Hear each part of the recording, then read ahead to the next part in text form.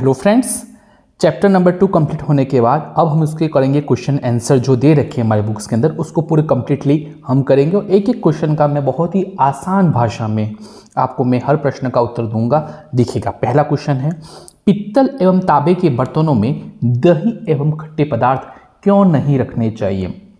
मतलब पित्तल के बर्तनों में तांबे के बर्तनों में दही एवं खट्टे पदार्थ नहीं रखने चाहिए। क्यों नहीं रखने चाहिए? इसलिए नहीं रखने चाहिए कि आप जानते हैं कि पित्तल और तांबा मतलब क्या है, एक तरह का धातु है, और दही मतलब खट्टा पदार्थ है, मतलब अम्ल है। जब भी अभिक्रिया करेगा, धातु जब अम्ल के साथ अभिक्रिया करेगा तो कुछ न कुछ पदार्थ बनाएगा, और जो पदार्थ वहां बनेगा, हमने तो ये भी पढ़ा था कि धातु अम्ल के साथ अभिक्रिया करके लवण बनाते हैं और हाइड्रोजन गैस बनाते हैं।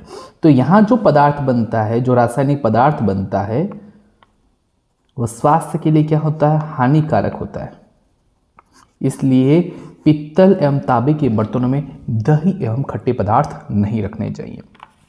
तो ये हमारा था पहले प्रश्न जो आपको अच्छे से समझ में आ गया। अब जो हमारा दूसरा प्रश्न यहाँ पर पूछा गया है कि धातुओं के साथ अम्ल की अभिक्रिया में होने पर सामान्यतः कौन सी गैस निकलती है, एक उदाहरण देकर द्वारा समझाइए। मतलब, और इस गैस की उपस्थिति की जांच आप कैसे करेंगे। धातु के साथ अम्ल, तो हमने एक अभिक्रिया की थी और प्रैक्टिकली किया था, आपने पता हो तो एक बार वापस रिमेंबर कर देता हूँ।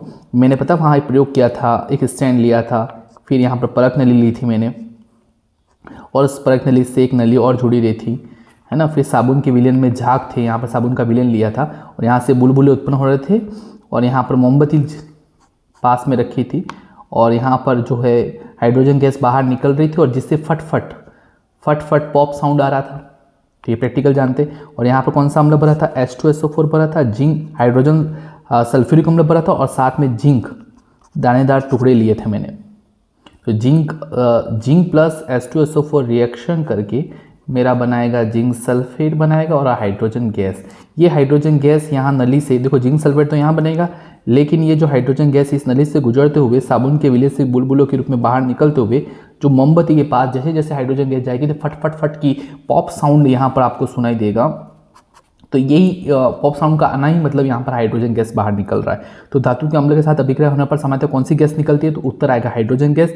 एक उदाहरण देकर जरा समझिए, पूरा उदाहरण देकर समझा दिया। इस गैस की उपस्थिति की जांच आप कैसे करेंगे, तो ये गैस के उपस्थिति यही है कि मोमबत्ती के पास ले जाने पर पॉप साउंड आता है। अब हमारा जो थर्ड क्वेश्चन दे रखा है यहाँ पर, उसको देखेंगे कि कोई धातु यौगिक ए तनु हाइड्रोक्लोरिक अम्ल के साथ अभिक्रिया करता है तो बुदबुदाहट उत्पन्न होता है। इससे उत्पन्न होने वाली गैस जलती मोमबत्ती को बुझा देती है। यदि उत्पन्न यौगिकों में से एक कैल्शियम क्लोराइड है तो इस अभिक्रिया में संतुलित रासायनिक समीकरण लिखिए। तो क्या कह रहा है, कोई धातु यौगिक ए दे रखा तनु हाइड्रोक्लोरिक अम्ल, तो तनु हाइड्रोक्लोरिक अम्ल लिख दिया मैंने। तनु हाइड्रोक्लोरिक अम्ल कह रहा था मैंने, तनु हाइड्रोक्लोरिक अम्ल लिख दिया। के साथ अभिक्रिया करता है तो बुदबुदाहट उत्पन्न होता है, तो इससे उत्पन्न गैस जलती मोमबत्ती को बुझा देती है। कोई किसी भी चीज को बुझाने में कौन सी गैस काम आती है, CO2 मतलब कार्बन डाइऑक्साइड। यदि उत्पन्न यौगिकों में से एक कैल्शियम क्लोराइड है, मतलब एक कैल्शियम क्लोराइड है, CaCl2 है, तो इस अभिक्रिया में संतुलित रासायनिक समीकरण लिखिए। ये पदार्थ क्या होगा बताइएगा। जब यहाँ पर कैल्शियम आ गया, यहाँ कार्बन आ गया, है ना, तो क्या पदार्थ होगा, तो आप खुद सोच के बताना पड़ेगा कि यहाँ पर कौन सा पदार्थ उसने लिया होगा। देखिएगा, जैसे कैल्शियम आ गया, है ना, और साथ में कार्बन भी आ गया, तो आपका ये पदार्थ क्या हो सकता है, कैल्शियम कार्बोनेट हो सकता है। ताकि ये जो कैल्शियम कार्बोनेट यहाँ पर देख रहे हैं, तो कैल्शियम हो जाएगा यहाँ पर, और साथ में यहाँ क्लोरीन से भी क्या करके CaCl2 बना देगा, और साथ में यहाँ पर CO2 का निर्माण हो जाएगा। तो ये पदार्थ क्या है मेरा, कैल्शियम कार्बोनेट है। इसको देखकर मैंने ये बताया कि ये पदार्थ होगा। अब हमारा थर्ड क्वेश्चन कंप्लीट हो चुका है। अब हम फोर्थ क्वेश्चन करेंगे। तो ये जो हमने चारों प्रश्न हमने किए, ये हमारे बुक्स के अंदर थे। अब हमारे बुक्स के बाहर जो अभ्यास प्रश्न दे रखे हैं उसको हम सॉल्व करेंगे। जो पहला प्रश्न हमारे सामने आया कि HCl, HNO3 आदि जलीय विलयन में अम्लीय अभिलक्षण क्यों प्रदर्शित करते हैं, जबकि अल्कोहल एवं ग्लूकोज जैसे यौगिक को विलयन में अम्लता के अभिलक्षण नहीं प्रदर्शित करते होते। इतना आसान प्रश्न, कितना अच्छे से मैंने समझाया है। आपको प्रैक्टिकल भी किया था। प्रैक्टिकल क्या किया था, एक बीकर लेंगे, फिर मैंने कॉर्क लिया था वहाँ पर, फिर कीले लगाई थी, आपको पता हो तो इस कील से एक तार जोड़ा था, इस कील से एक तार जोड़ा था, फिर बल्ब जोड़ा था मैंने बल्ब, फिर मैंने सेल जोड़ा था, प्लस माइनस सेल जोड़ा था, और यहाँ स्विच लगाया था। फिर मैंने क्या किया था, यहाँ अलग अलग पदार्थ भरे थे। क्या कह रहा है, HCl और HNO3 आदि जलीय विलयन मतलब एक्यू सॉल्यूशन अम्लीय अभिलक्षणता दर्शाते हैं। क्यों दर्शाते हैं, क्योंकि H+ आयन देते हैं, इसलिए अम्लीयता दर्शाते हैं। जबकि अल्कोहल मतलब C2H5OH या कह सकता हूँ CH3CH2OH, ये मेरा अल्कोहल है, और ग्लूकोज C6H12O6, इसमें हाइड्रोजन उपस्थित होने के बाद भी ये अम्लीय लक्षणता प्रदर्शित नहीं करते। क्यों नहीं करते, क्योंकि ये आयन नहीं देते। एक ही आंसर है, क्योंकि आयन नहीं देते, वाटर में डिजोल्व नहीं, तो वाटर में घुलने के बाद भी अगर ये H+ आयन दे दे तो ये अम्लीयता लक्षण दर्शाएंगे, अगर नहीं देंगे तो अम्लीयता गुण दर्शा देंगे नहीं। तो ये हमारा था क्वेश्चन नंबर 1, और क्वेश्चन नंबर 2 आपको मैंने बता दिया। अब हमारा जो प्रश्न नेक्स्ट आ रहा है, अम्ल का जलीय विलयन क्यों विद्युत धारा का चालन करता है। तो अम्ल का जलीय विलयन इसलिए करता है सर, क्योंकि जब HCl है, HCl को जब वाटर में डिजोल्व करूंगा, वाटर में घुलेगा तो H+ और Cl- देगा, तो ये H+ आयन के कारण विद्युत धारा का चालन कर रहा है। अगर ये आयन ना दे तो ये विद्युत धारा का चालन नहीं करेगा। कितना शॉर्ट आंसर है देखिएगा, क्योंकि आपको मैंने उस सिस्टमेटिक पूरा पढ़ाया है ताकि हर प्रश्न का आंसर हम देने के लिए तैयार रहें। तीसरा जो प्रश्न मेरा आया है, शुद्ध हाइड्रोक्लोरिक गैस शुष्क लिटमस पत्र के रंग को क्यों नहीं बदलती है। अब बताइए, शुष्क हाइड्रोक्लोरिक गैस है, वो शुष्क लिटमस पत्र के रंग को क्यों नहीं बदलती। इसलिए नहीं बदलती क्योंकि शुष्क हाइड्रोक्लोरिक, आपने बोला क्या है, शुष्क हाइड्रोक्लोरिक मतलब HCl मेरा कौन सा हाइड्रोक्लोरिक, शुष्क मतलब ड्राई है, मतलब अगर इसको वाटर में डिजोल्व करूंगा तो H+ और Cl- आयन देगा नहीं, मतलब ये जब H+ आयन नहीं देगा तो लिटमस पत्र के रंग को क्यों नहीं बदलेगा, मतलब ये होना चाहिए अम्ल है तो नीले को लाल में कर देना चाहिए कन्वर्ट, लेकिन ये H+ आयन देगा ही नहीं तो लिटमस पत्र पर रंग बदलेगा ही नहीं। सीधी गणित है। अगर ये शुष्क की जगह नमी युक्त हाइड्रोक्लोरिक के है तो देगा, या एक्वस केगा तो देगा, लेकिन शुष्क शब्द इतना देना है, इसका मतलब हो गया यह लिटमस पत्र पर रंग नहीं देगा। अब हमारे सामने 4th क्वेश्चन, अम्ल को तनुकृत करते समय यह क्यों अनुशंसित करते कि अम्ल को जल में मिलाना नहीं चाहिए, न कि जल को अम्ल में। इसको बहुत अच्छे से मैंने बताया था कि अम्ल के अंदर तनुकृत करते समय मतलब पानी मिलाते समय यह क्यों ध्यान रखना चाहिए कि अम्ल के अंदर जल नहीं मिलाना चाहिए, और नहीं मिलाएंगे तो क्या करना चाहिए, जल के अंदर अम्ल मिलाना चाहिए। ये मैंने बता दिया था। क्यों नहीं मिलाना चाहिए सर, एक ही बात है, क्योंकि ऊष्माक्षेपी अभिक्रिया होती है, और ऊष्माक्षेपी अभिक्रिया का मतलब ऊष्मा का उत्सर्जन होता है, ऊष्मा बाहर निकलेगी, और जो पात्र है, जिस पात्र के अंदर आपने अम्ल भरा है वहाँ से क्या करेगा, उछल के जो है अम्ल बाहर निकलेगा, और जो व्यक्ति वहाँ पर प्रैक्टिकली कर रहा है, प्रयोग कर रहा है, उसके शरीर को भी क्या कर सकता है, वो नुकसान पहुंचा सकता है। इसलिए अम्ल के अंदर कभी भी पानी मिलाना नहीं चाहिए, नहीं अम्ल के अंदर नहीं क्षार के अंदर। तो उपाय क्या है, जल के अंदर अम्ल व क्षार मिलाना चाहिए, वो भी धीरे धीरे मात्रा में। अब हमारा 5th क्वेश्चन आया है। 5th क्वेश्चन क्या है देखिएगा, अम्ल के विलयन को तनुकृत करते समय हाइड्रोनियम आयन की सांद्रता कैसे प्रभावित होती है। मतलब अम्ल के विलयन, कोई अम्ल वाला मेरा विलयन है, उसको तनुकृत करते से, तनुकृत का मतलब ही हुआ उसके अंदर क्या मिला रहे हो आप, पानी ऐड कर रहे हो। तो हाइड्रोनियम आयन, हाइड्रोनियम मतलब H3O+ आयन कहूँ या हाइड्रोजन आयन कहूँ, बात एक ही है कि सांद्रता कैसे प्रभावित होगी। अगर आप सोचिए मेरे पास नींबू पानी है, नींबू पानी मिला हुआ, और आप और पानी मिला रहे हो तो नींबू की मात्रा क्या हो रही है, कम हो रही है। मतलब ये हाइड्रोजनियम आयन या हाइड्रोजन आयन या हाइड्रोनियम आयन की सांद्रता क्या होगी, कमी होगी या कम होगी। अब हमारे सामने 6 क्वेश्चन पूछा गया है, उसको देखिएगा। जब सोडियम हाइड्रोक्साइड विलयन में आधिक्य क्षारक मिलाते हैं तो हाइड्रोक्साइड आयन OH- आयन की सांद्रता कैसे प्रभावित होती है। तो सीधी गणित है, देखिए जब सोडियम हाइड्रोक्साइड के विलयन में आधिक्य, पहले वाले प्रश्न में क्या कर रहे थे, पानी मिला रहे थे, अब की बार में क्या कर रहे हैं, आधिक्य मतलब क्षारक और मिला रहे हो, क्षारक मतलब क्षार पदार्थ और मिला रहे हो। सोडियम हाइड्रोक्साइड मेरे पास है और आप और सोडियम हाइड्रोक्साइड उस पदार्थ में मिला रहे हो, तो हाइड्रोक्साइड आयन OH- आयन की सांद्रता क्या होगी, 100% बढ़ेगी। क्योंकि ऑलरेडी सोडियम हाइड्रोक्साइड पदार्थ है और उसके अंदर और आप सोडियम हाइड्रोक्साइड बढ़ा रहे हो, मतलब OH माइनस आयन बढ़ रहा है, मतलब प्रभावित क्या होगी, सांद्रता बढ़ेगी। अब हमारे सामने क्वेश्चन नंबर 7। आपके पास दो विलयन A एवं B है। विलयन A का pH का मान 6 है एवं विलयन B के pH का मान 8 है। किस विलयन में हाइड्रोजन आयन की सांद्रता अधिक है? इनमें से कौन अम्लीय कौन क्षारीय है? जैसा कि वैसा समझेगा। A विलयन है, B विलयन है, मतलब मेरे पास दो पदार्थ है, A है और B है। A का pH का मान कितना दे रखा है 6, B के pH का मान कितना दे रखा 8। किस विलयन में हाइड्रोजन आयन की सांद्रता अधिक है? जैसे मैंने pH का एक ग्राफ बनाया था, आपको पता हो, जैसे pH स्केल बनाई थी मैंने 0 से 7 फिर 14 तक स्केल बनाई थी, तो यहाँ हाइड्रोजन आयन की सांद्रता डिक्रीज होती, मैंने बताया था कम होती जा रही है, जबकि OH माइनस की सांद्रता क्या हो रही है, बढ़ रही है। जैसे आप जा रहे हो 0 से 14 तो H प्लस आयन की सांद्रता कम होती जाती है, एक समय के लिए तो बढ़ती है, जैसे यहाँ से तो ये बढ़ रहा है, लेकिन फिर घटेगा घटेगा घटेगा, लेकिन OH मात्रा की यहाँ से देखोगे तो बढ़ रहा है। तो ये कह रहा है कि आप 6 से 8 में जा रहे हो तो किस विलयन में हाइड्रोजन आयन की सांद्रता अधिक होगी? तो 100% 6 वाले में H प्लस आयन, मतलब हाइड्रोजन आयन पूछा। अगर वो हाइड्रोक्साइड आयन कहता तो मैं ये कहता। इनमें से कौन अम्लीय कौन क्षारीय है? तो मैंने सीधा बताया था कि 7 से कम वाला हमेशा क्या कहलाएगा, मेरा अम्ल कहलाएगा। 7 वाला क्या कहलाएगा, उदासीन, और 7 से अधिक वाला क्या कहलाएगा, क्षारीय। तो कौन अम्लीय है सर? 7 से कम मतलब ये क्या है, अम्ल है। ये 7 से मुझे 8 क्या है, सीधी बात है। 7 से अधिक मतलब क्षारीय पदार्थ है। ये सर क्षारीय है, ये अम्लीय। बहुत ही आसान प्रश्न पूछा गया है। अब हमारे सामने जो नेक्स्ट प्रश्न आ रहा है वो 8 प्रश्न देखेंगे हम। क्या प्रश्न है देखिएगा। 8 प्रश्न है कि H प्लस आयन की सांद्रता का विलयन की प्रकृति पर क्या प्रभाव पड़ता है? कि H प्लस आयन की सांद्रता का विलयन की प्रकृति पर क्या प्रभाव पड़ता है? अगर H प्लस आयन की सांद्रता बढ़ेगी मतलब वो पदार्थ क्या होगा, अम्लीय प्रवृत्ति का होगा सर, सीधी बात है, अम्लीयता बढ़ेगी।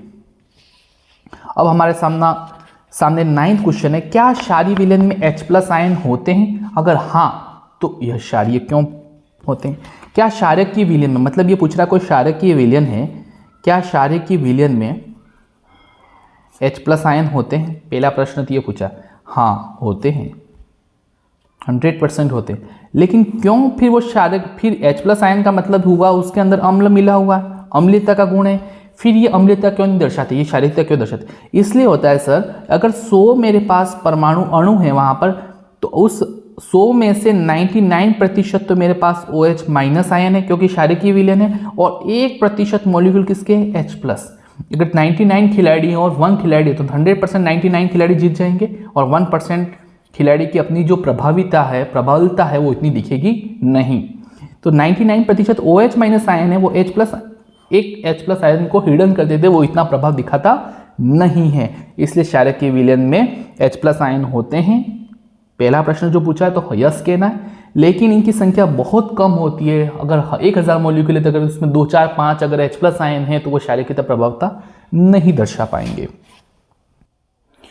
अब प्रश्न नंबर 10 है, कोई किसान खेत की मृदा की किस परिस्थिति में बिना बुझा हुआ चूना कैल्शियम ऑक्साइड CaO, जानते हैं बुझा हुआ चूना मतलब कैल्शियम हाइड्रोक्साइड CaOH का होल ट्वाइस, या चौक कैल्शियम कार्बोनेट CaCO3 का उपयोग करेगा। अब देखिएगा, कोई किसान खेत की मृदा में मतलब मिट्टी के अंदर कब ये पदार्थ डालेगा, जो ये पदार्थ देखिए कैल्शियम ऑक्साइड, कैल्शियम हाइड्रोक्साइड और कैल्शियम कार्बोनेट का उपयोग कब करेगा, पता ही चल जाता है। कैल्शियम हाइड्रोक्साइड एक तरह का कौन सा पदार्थ है, क्षारीय प्रवृत्ति का, मतलब ये जितने भी पदार्थ है वो क्षारीय प्रवृत्ति के। कब डालेगा, जब उसकी, मैंने कहा नहीं, जब वहां पर मिट्टी अम्लीय वाली होगी तब क्षार डालेगा, तभी तो वो उपयोग करेगा। अगर वहां अम्लीय मिट्टी होगी और क्या है, किसी मिट्टी में अम्लीयता ज्यादा है तो वो क्षारीय पदार्थ मिल जाएगा। अगर किसी मिट्टी में क्षारीयता ज्यादा है तो वो क्या मिलाएगा, अम्लीयता। मतलब ये जितने भी पदार्थ देख रहे हो हमें, ये सब क्षारीय प्रवृत्ति के, मतलब वहां उस मिट्टी में अम्लीयता क्या है, बहुत ज्यादा है।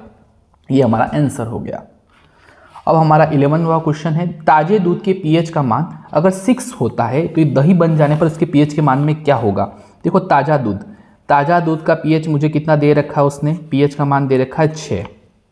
दही बन जाने पर pH में क्या होगा, दही बन जाने पर क्या होगा, तो उत्तर समझाइए, सीधी बात है, देखिएगा इसको समझिएगा। ताज़ा दूध का जब pH का मान कितना दे रखा है 6, अब मुझे बताओ, दूध और दही, दही कहीं ना कहीं खट्टा होता है। खट्टे का मतलब ये हुआ कि अम्लता है उसके अंदर। अम्लता का मतलब ही क्या हुआ, क्योंकि 7 देखें 7 pH किसका हो, पानी का है, मतलब अम्लता न अम्ल है न क्षार है, एक तरह का वैसा पदार्थ है। तो अब जब दूध का pH 6 दे रखा है तो इसका 100% pH कम होगा, ये तो फाइनल हो गया। अब बाय चांस मैंने बता दिया इसका pH 5.5 है, एक एग्जांपल के लिए मैंने बता दिया कि दही का pH कितना है, 5.5 है। तो मुझे बताओ pH का मान बढ़ेगा, मतलब 6 से क्या हो जाएगा, वो 5.5 होगा। ये तो आपको पता चल गया कि pH का मान घटेगा, क्योंकि ये खट्टी पदार्थ है। मतलब जैसे जैसे जानते हैं, यहाँ देखेंगे आप 0 से 7 की बात करूं तो 0 वाला सबसे प्रबल अम्ल होगा, फिर धीरे धीरे धीरे दुर्बल होते जाएंगे।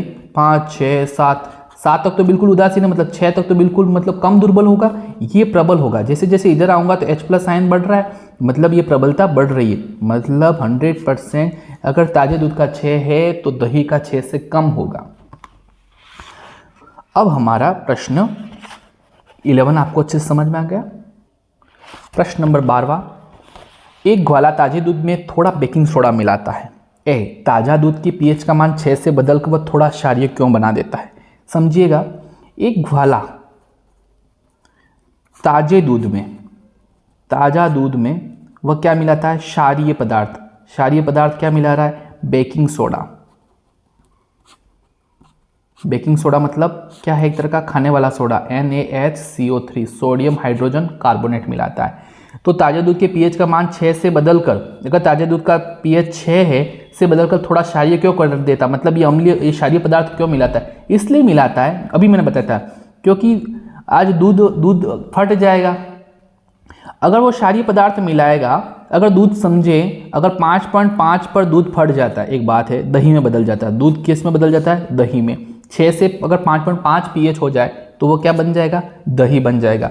तो इस 6 से 5.5 आने में क्या होगा, पहले 5.9 आएगा, फिर 5.8, फिर 5.7, फिर 5.6, फिर 5.5 आएगा। अगर इसमें मैं और पदार्थ मिला दूँ, ऐसा पदार्थ मिला दूँ जो क्षारीयता वाला होगा, मतलब अगर इसकी pH अगर मैं 7.3 हो जाए तो 7.3 से 5.5 आने में क्या लगेगा, अधिक समय लगेगा, जबकि 6 से 5.5 आने में कम समय लगेगा। मतलब ये दूध जल्दी फट जाएगा, ये दूध तो जल्दी फट जाएगा, लेकिन अगर इसमें क्षारीय पदार्थ मिला दो तो इसका क्या है, क्षारीयता गुण बढ़ जाएगी, और जिससे 7.3 से 7.2, 7.1, 7, फिर 6, फिर 6.9, फिर 5 आने में क्या लगेगा, ज़्यादा समय लगेगा। इसलिए वो क्या मिलाता है, क्षारीय पदार्थ। इस दूध को दही बनने में अधिक समय क्यों लगता है, इसलिए लगता है क्योंकि इस प्रोसेस में आने में, क्योंकि क्षारीयता, फिर उदासीनता, फिर 6, फिर 5.5 में आने में उसको समय ज़्यादा लगेगा, इसलिए ये दूध दही बनने में अधिक समय लगेगा। अगर आप चाहते हो दही जल्दी बन जाए तो क्षारीय पदार्थ मत मिलाओगे तो क्या होगा, 6 से 5.5 आने में कम समय लगेगा और जल्दी बन जाएगा। अब हमारा क्वेश्चन नंबर 13 जो प्रश्न बना हुआ है उसको देखेंगे, क्या प्रश्न है। प्लास्टर ऑफ पेरिस को आर्द्र रोधी बर्तन में क्यों रखा जाना चाहिए और व्याख्या कीजिए, इसकी व्याख्या कीजिए। प्लास्टर ऑफ पेरिस का पहले तो फॉर्मूला पता होना चाहिए, CSO4.12H2O, ये हमारा प्लास्टर ऑफ पेरिस का फॉर्मूला है। को आर्द्र रोधी बर्तन में क्यों रखना चाहिए, अगर नहीं रखोगे आर्द्र रोधी बर्तन मतलब जिसमें न नमी हो, बिल्कुल कोई टाइट पैक बर्तन में रखना चाहिए। अगर नहीं रखोगे तो डेड H2 मतलब पानी से अभिक्रिया करके सीधा क्या बनाएगा, CSO4.2H2O, ये जिप्सम बना लेगा, इसलिए इसको आर्द्रता रोधी बर्तन में रखा जाता है।